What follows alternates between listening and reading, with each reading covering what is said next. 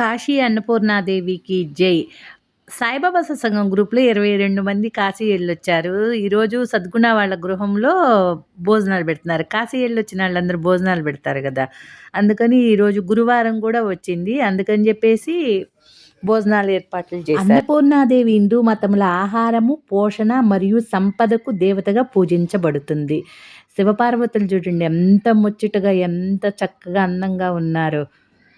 ఈమె శివుని భార్య అయిన పార్వతీదేవి యొక్క అవతారంగా పరిగణించబడుతుంది. అన్నపూర్ణ అంటే ఆహారం, పోషణనిచ్చేదే అని అర్థం. అన్నపూర్ణాదేవి పురాణాల ప్రకారం ఒకప్పుడు భూమిపై ఆహార కొరత ఏర్పడింది. ప్రజలు ఆకలితో అలమటించారు. ఈ పరిస్థితిని చూసి బ్రహ్మ, విష్ణు, శివుడు యోగనిద్ర నుండి మేలుకొలిపి సమస్యలు పరిష్కరించమని కోరారు. అప్పుడు పార్వతీమాత అన్నపూర్ణ రూపాన్ని ధరించి శివుడు భిక్ష వేసి ఆ అన్నాన్ని ఆకలితో ఉన్న ప్రజలకు పంచింది. ఆహారం భ్రాంతి కాదని, జీవితానికి అవసరమైన పోషణ నిరూపించడానికి పార్వతి అదృశ్యమైంది.